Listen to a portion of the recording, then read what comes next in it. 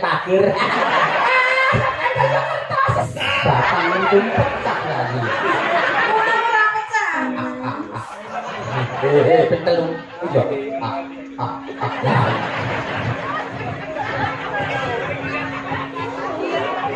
Iya. Tak dapat ini Pak dan kita silakan lagi.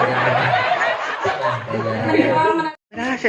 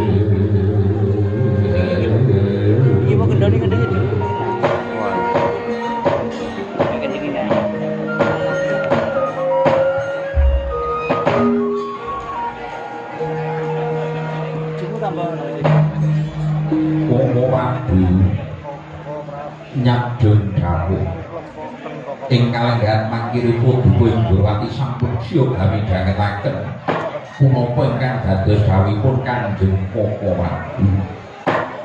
Ya. Ya.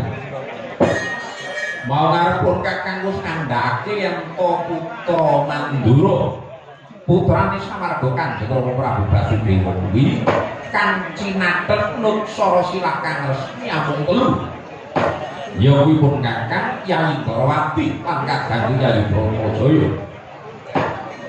Pun Kakang wis mukti bau bendha jumenapa ing negara Mandura muncul keprabone Samarga Kanjeng Rama Prabu kuwi. Wong dene kaya Kakang Yayi Narayana uga wis mukti bau bendha jumeneng pinangka jejeg sing pengayomaning para kawula agung ing negara Ndwarawati. Wong dene Kakang Yayi Brontajaya nganti klunggan dina iki sing mapan ing paman Banon Cinawi. Tegese isih melu kelawan Kakang Yayi Ndwarawati. Aku bisa nampa. Aku bisa nampa. Ya jalaran wiwit duk nalika isih cilik ing Widara Kandhang. Pancen Bratajaya kuwi luwih cedhek kelawan Yayi Narayana yen kok kabandhingake kelawan Kakang. Mula duk nalika saksurute Kanjeng Rama Prabu Basudewa yuni pun Kakang paring dawuh lan andhang marang Adi Gusti Rara Ireng. Rara Ireng sabanjure Kakangmu Mandura wis jumeneng dadi ratu. Kakangmu Narayana wis jumeneng dadi ratu. Iki kanthi kowe. Sabanjure kowe milih mapan ning Mandura apa melu Kakangmu Narayana. Nalika semono nggonku ndawuhi, nggonku ndangu marang Kakang Gusti Bratajaya mengkono. Tibane kota si Bratajaya duweni pilihan dhewe. Bratajaya melu Yayi Kresna katon mening Ndwarawati. Abot-abote duwe adi wedok. Mula jroning telenging atiku kuwi rasane ra kestemene ra ana tega. Atase duwe adi wedok siji wae. Kok nganti kelungguhan iki durung pojo-pojo selek alasane jalaran isih melu kakange. Terus Koko Prabu Mandura kados pundi? Aku tak takon. Munggo rasa pangrasamu Yayi Bratajaya ki nek taun iki yuswane wis pira? Kirang boten kathah keladuka namung sawetawis. Yayi Bratajaya ngantos kelungguhan warsa menika sampun dungkap kalih dasa warsa Koko Prabu 20 taun. Mapan kalau berangkat kados mekaten 20 taun kuwi mungguhe wong Jawa hitungan dina iki kena wis diarani rada kaset sawetara. Rada kaset sawetara. Ya jalaran umume yen to tlatah Mandura Ndwarawati ngamarta lan saking wontenane kuwi bocah kuwi yen wis umur 17 taun digoleki pacangan. Yen wis umur 18 taun banjur dirabekake. Ra ngono ya. Kalungguranku napa ingkang dados sabaripun Kanjeng Koko Prabu. Nah, iki upama ya. Iki upama tembung upama iki kena balik lan kena bacut. Liripun kados pundi Koko Prabu? Ora Yayi Kresna iki munggono duwe IP ngono. Cita-citamu iki piye ya?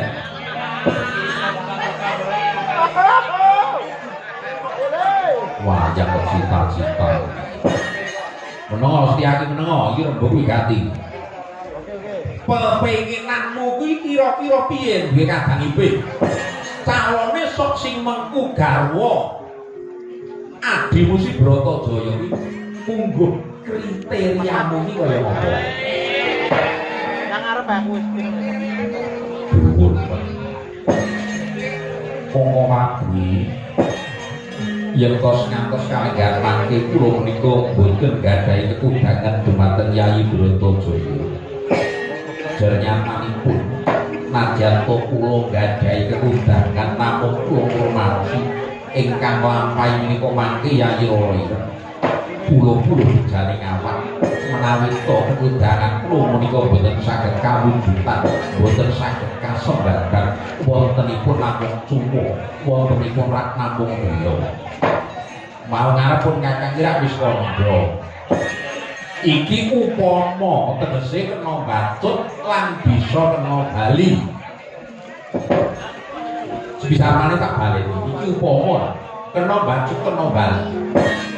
Pepenginan yang Kyai Kresna yen duwe ipin piye? Boten nama muluk-muluk ora. Kula menika yen to gadhahi kadang ipin kang badhe mengku garwa kadang kula Yayi Bratajaya. Ingkang kula pingine namung setunggal menika mujudaken satriya praiku sumara besin madu. Ingkang angka kalih satriya ingkang gadhahi raos bekti gangsal perkawis. Bekti mantra kelakar kaluhuran para prabu. Dununge ning endi mampane sing kepiye? Koko Prabu. Bekti gangsal perkawis menika ingkang sepisan bekti marang Gustine. Manembak marang ngarsaning Hyang Margi Betrat nut satataning agama suci ingkang rinasuk Koko Prabu. Kuwi bekti kang sepisan nuwun inggih. Kang angka loro ya. Ingkang angka kalih satriya menika kedah bekti dumateng tiyang sepuhipun. Tiang sepuh jaler, tiang sepuh estri, jernyatanipun satriya ingkang bekti dumateng Rama Ibu kok ateges sampun dungkap mangsangkan paraning dumateng. Mula bukane bisa tumitah ing alam padang ora ana liya kejaba Rama Ibu kang kinarya sarana. Sing angka 3 ingkang angka 3 menika bekti dumateng para sepuh. Lah kok para tuwa kuwi beda karo bekti marang wong tuwa, marang wong tuwa. Benten Koko Prabu bedane tiyang sepuh menika ingkang lairaken menawi para tuwa menika ingkang menang paring swarga nikmating rasa. Oh iya ya anake dijaluk diwenehke. Nuwun iki. Sing angka 4 menika bekti marang guru.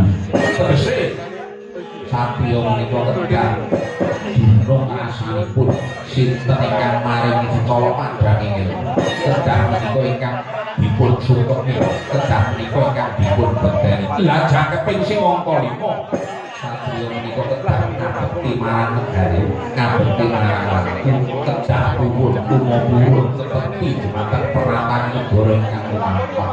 Oh ono ya. Koko Prabu kaluhuran. Ya. Ya. Kuwi monggo rasa pangrasaku becik toraku ya sarujuk. Nanging mbok menawa beda penemu kuwi mestine rak ya dikeparangake to Yayi. Mergi Koko Prabu mapan sedaya titah ingkang gesang ing Arcapada menika sinung mantep lan raos ingkang benten-benten. Pramila bilih menika ketudangan kula tartamtu boten sami kaliyan ketudanganipun Kanjeng Koko Prabu. Nah, ya kuwi. Yen pun Kakang duweni ketudangan sumiyen duwe kadang ipe kang mengku garwa adikku si Bratajaya mujudake satriya kang ben burine bisa lungsur ke Prabon jumenengahe lho. Lirik kados pundi Koko Prabu? Nah, yen satriya kuwi duweni hak pemenang ing tembe bakal unsur kepabon madhep dadi ratu menang nepak mbun-bunane wong Sanggara. Tegese satriya mau duwe kuwasa ing jagat gumelar dina iki ya. apa kang luwih dhuwur tinimbang panguwasa kang nguasani negara? Bebasa apa sanciptane ati? Pun kakek kowe iki kadangku Yayi Bratajaya kan wiwit cilik wis keloro-loro nggumbang nyerang pil dadi derajate wong kere nalika semono. Aja nganti sok gedene, sok dewasane tetep nglakoni bakang padha. Mula aku iki Sembadra diwengku satriya kang tembene bakal dadi ratu.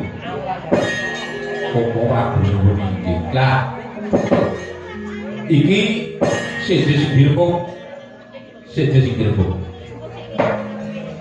Lah apa kira-kira Yayi Ndarawati kuwi wis duwe angen-angen. Wis duwe angen-angen. Kira-kira sapa? Kira-kira sapa kang bakal mepacangake kalawan kadangku Yayi Bratajaya? Ora buwaleh-waleh menapa. Yen tosipun nembe karancang rinantang jroning manah kula badhe utusan Kakang Patih Udawa. Lho, utusan Kakang Patih Udawa piye? Golek dina ngono piye? Golek dina ini rasa ado-ado. Mbah Kadriwi ngatasi. Mboten bab punika kula wabu. Nanging tosipun kula menika badhe utusan Kakang Patih Udawa supados sowan dhumateng negari Mandura. Matur dhumateng Kanjeng Koko Prabu nelakaken ngaturaken bilih kalenggar mangke kula menika sampun nampi nawala penglamar saking negari Ngamarta ingkang dipun kapastani Yayi Prabu Darmakusuma wondene Suraosing nawala penglamar menika kepengin mundhut garwa kadang kula Yayi Bratajaya Jinatu Krama Yayi Pangah Pandhawa kadang kula Yayi Permadi Koko Prabu kapiyak gesang kapirangu rinangkul kinempet kompet dosa renaning bawana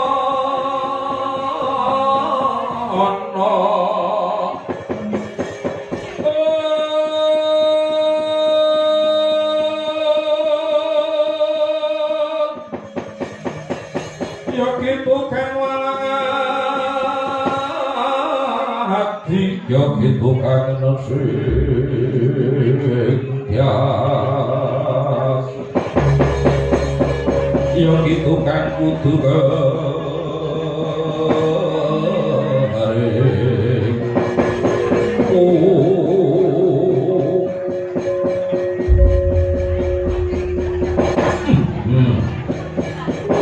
Yayi Prabu Prabu wonten jaru gletek petele jebule aku wong dilamake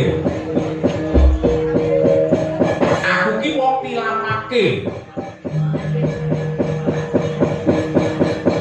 kepara ramu kandhani yen Yayi Bratajaya wis nampa penglamar saka negara Ngamarta nembe iki kula badhe matur kok ora ketelak wis kaset tegese iki nyocok rasaku ternyatane Yayi Prabu kudu nika yen kok tekanku dina iki mestine Yayi Prabu Ndarawati luwih duwe luwih dene tipis luwih dene Waskita wis bisa mbatang apa kang dadi leketane rasaku Yayi tekanku ing kene iki setemene nampa dawuh saka Kanjeng Rama Marasepuh Rama Prabu Salya Mandaraka supaya nglamarake kadangku Yayi Bratajaya kan bakal diwengku dening dulur ipeku Yayi Burisrawa. Mula mau ngarep Kakang wis paring dawuh undanganku Bratajaya Wisra yen duwe bojo sing mengku satriya kang tembe burine bakal nglungsur ke Prabon Jumeneng Nalendra duweni panguwasa lan menang tepak mbun-bunane wong Sanggara nanging tibane padha Yayi Kresna Kepara Malawis napa pengawal Negara Ngamarta kang surasane Bratajaya bakal dirabi karo si Permadi. Permadi ngopo ing tandingake kelawan si Burisrawa. Gagah Burisrawa, gedhe Burisrawa, sugih Burisrawa. Kepala Permadi ku satriya kere, satriya gombang nyerantil bakal dijawabake kelawan Kyai Bratajaya. Kyai Kresna. Pancalku iki Wurana pelamar saka Ndara Ngamarta. Ya jalaran pun kakek wis nggawa calon manten kang bakal jawabake kelawan Kyai Wurusbandra. Kok menika boten nama kula badal dawuhipun Kanjeng Koko Prabu Naki. Sedaya menika sampun kalampahan. Tartamtu yen to menika dipun wurungaken kang tanpa sabab badhe kirang prayogi Koko Prabu. Damel raos kirang sekeca ing penggalipun kadang-kadang Barata Pandhawa. Oh! Yayi Kresna tegese nebotake Pandhawa. Mboten nama kula menika nebotaken kadang kula Barata Pandhawa. Pandhawa menika kadang kula Wreja Koko Prabu. Nyatane Yayi Prabu. Yayi Prabu Kresna ora kersa ngurungake pemangan saka Ndara Ngamarta. Janjane ya.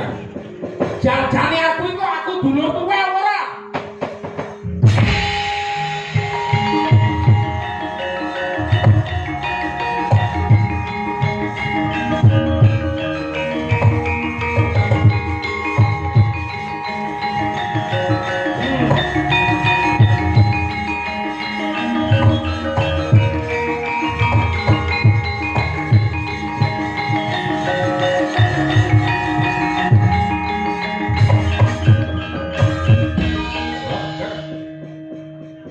Pindha tugu Sinokanto napa Ndrawati Prabu Sri Bathara Kresna. Tan kuwawa Hamang sulipun napa ingkang dados mesguling raos napa Mandura Prabu Sri Baladewa. Tidhem jroning pananggilan nakala sampun saru gemetring Jawi. Miyakan samel tinangkil nggih semaning Nalindra Muda Pringgondani Prabu Anabharya kanthi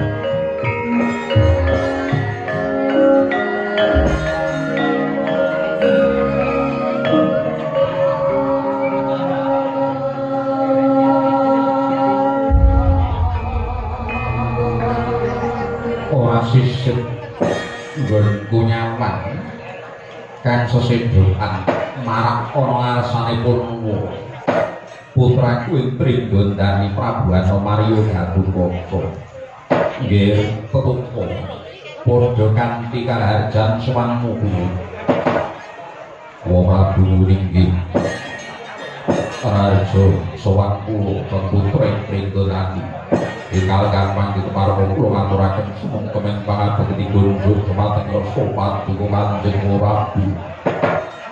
Iya Gatotkaca wis tak apa sira ngaturake sumeng marang kula.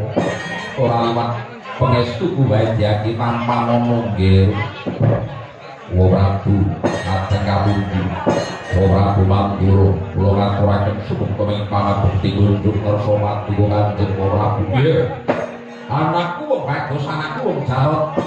Tetungko lo sak apa sira ngaturake panabekti marang kula. Pangestuku diake tanpa mono nggih. Lho iki kabundi kadosa jimat saya mingguhi kanthi kaya ora Prabu Mandura. Yang Prabu kanthi cara harga kalau yang Prabu Gatotkaca ini dorong kene ya. Jangan Mas para garuda iki panabekti kula mugi iya. Wis tak apa yang Prabu kasto tanpa ngono ya Ji. Jangan Mas mugi sampun kula lampi. Der dan papaning sukul bumi ngapuraken berbagai kami juga dikir paman setia diluriki sungkem kula diwujud diluriki Prabu sowan kula ingkang pangki waleh-waleh menapa keputra ing Pringgondani dinungko dening Prabu Darmakusuma ingkang mangking pramila daya-daya ing kula sowan dhumateng ngarsa Ratu Kanjeng Prabu pramila menawi wonten suwek kampung kula sacengkang nyadul duka kemarang kawahen pidana dhumateng keputra ing Pringgondani wong bagus iya saka gedene tanggung jawab nampa jejiban saka kang kowe ngarep mula yen kono bakang kurang muji krana sarta isih gedhe pangapuraku yen tinimbang kelawan gedhening tresnaku marang sira kula Gatotkaca ora dunung iki ngaturaken duning pawu mawar kaki Prabu Gatotkaca matur yen to dinungka dening Yayi Prabu Darmakusuma nggih Gatotkaca sira dinungka babagan apa marang gage galmatua Prabu nuwuning wale-wale menapa ingkang pangke kula dinungka kadhawan supados ngaturaken nawara kunjuk dhumateng Prabu Dwarawati sira dinungka ngaturake nawara nggih Prabu nuwuning iya yen kepela kaya mangkon rada maju sawetara mara gage atur nawara sapa Kyai Prabu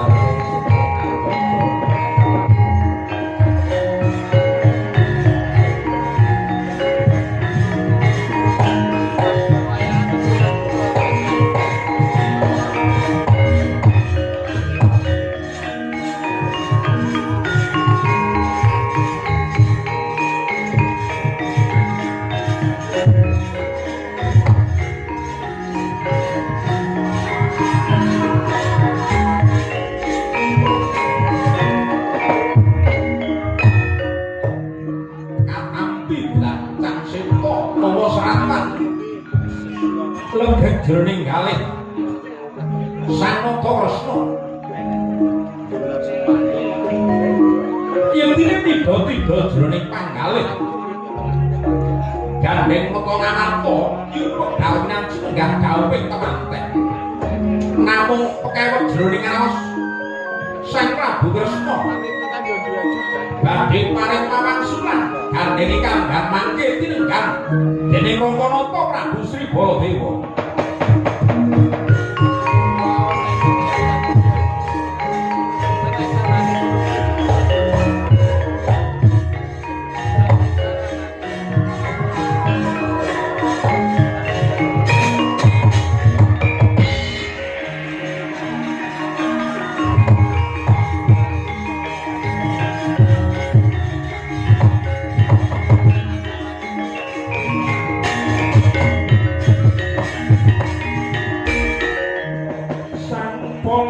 narapati mewahari naraswara kresna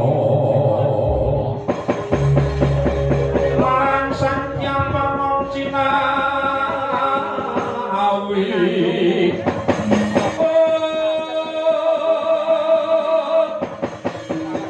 kalangkung ing tresnanira bila tansah kanya warga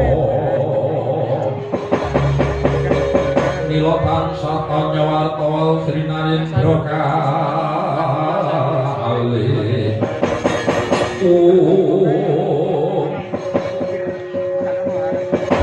Kyai Rabu Koko Madiun iki sajak leged jroning rasa bareng nampa layang saka Aruwaca apa Yai Suralana nyadun duka Koko Prabu menika Suraos sing nawula badhe kula wangsuli 7 dinten ingkang badhe dateng ora Cubriya jroning rasaku apa dikeparengake pun Kakang Narbuka surasane nawuh Koko Prabu prayoginipun menika kula pribadi ingkang mau Kyai pun Kakang dulur tuwa diparengake apa prayoginipun kuwi kula kemawon ingkang Narbuka suraosing nawala menika aku tak delok kowe dhisik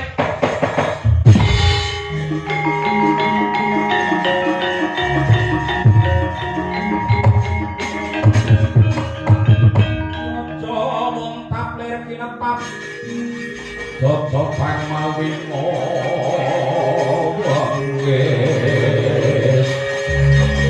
Kumega padoning mati soring Joko malatulatu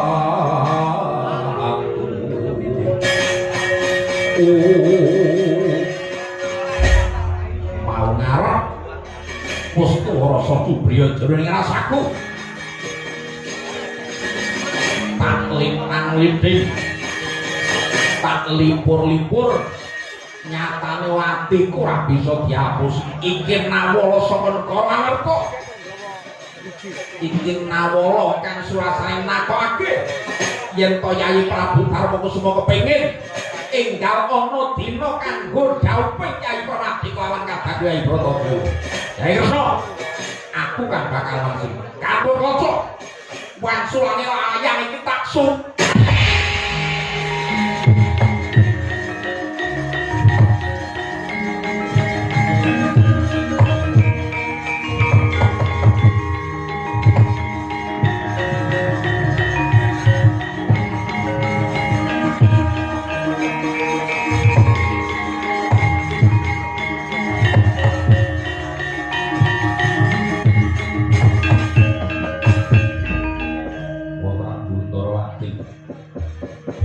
kados pundi menika Aroso ora perlu takon marang Ndawati sing nyauri Baladewa kowe ngerti apa ora isi layang iki mau Prabu kula namung sipating buta wenang pundi wenang Narbuka Suraos sing nawala madyane margi yen to ngantos wonten suwening blancang jaba kula ingkang kinarya congkok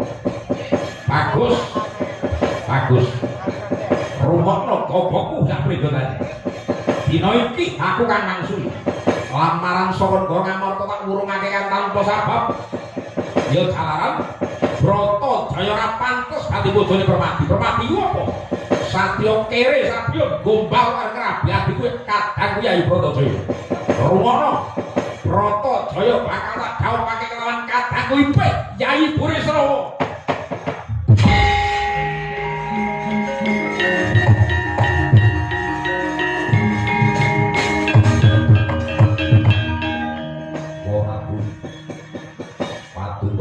tiyang sepuh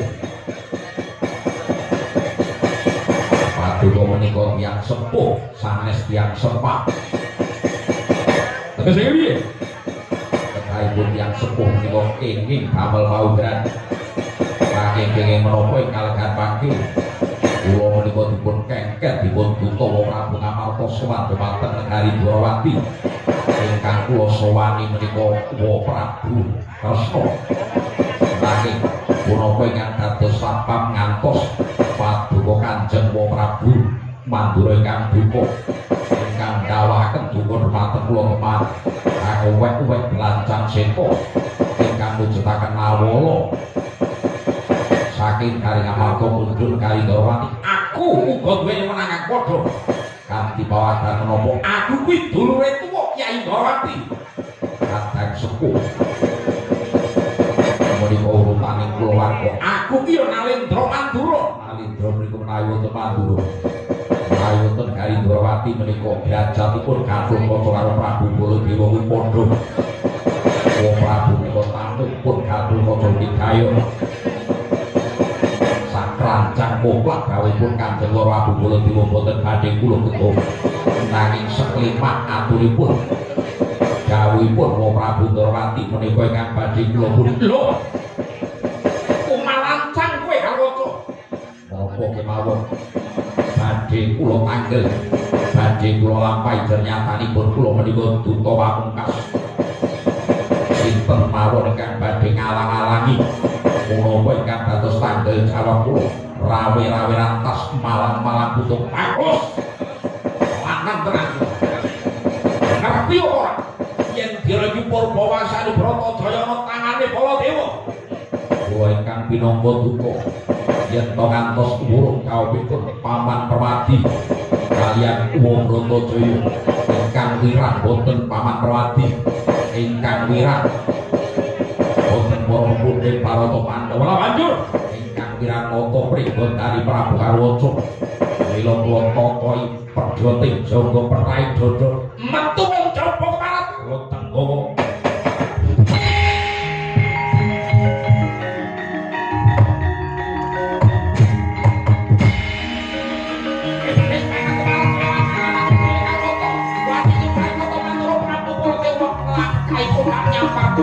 ayo otomelan dina saweta iki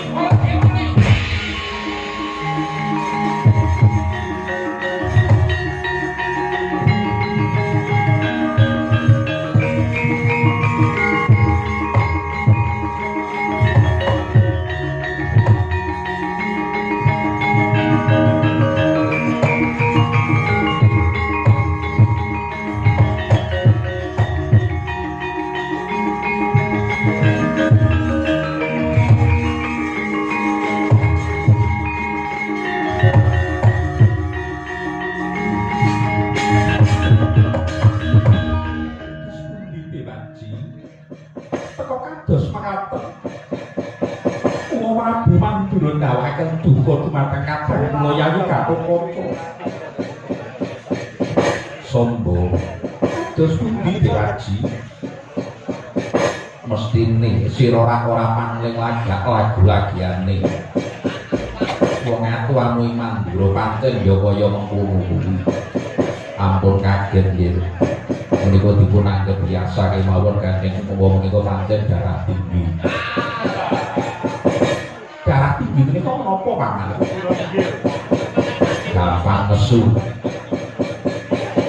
gampang nesu ning apa-apa nesu nek luwih bengok-bengok niku teng poin Mandura Setyaki iki malah ora genah sing dikandhakake aja ngracuni pikirane anakmu Samba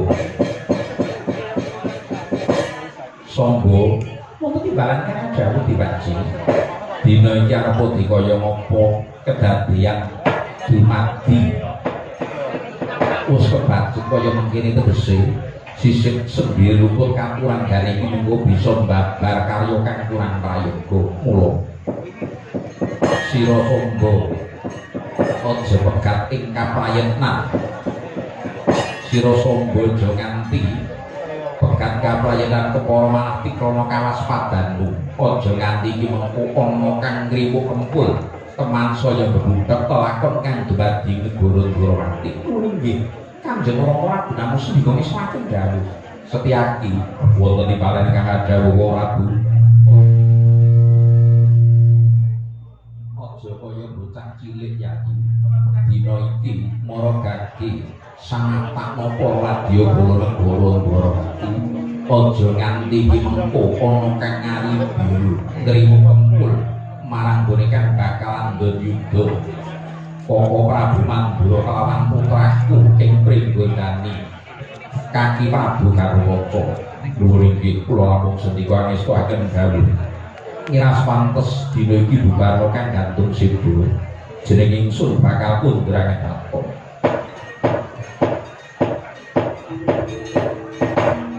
Usra sabdaning Sang Maha Prabu Sri Bathara Kresna kemarang ngarsa pundrang apa biar ngarsa mangkep sambil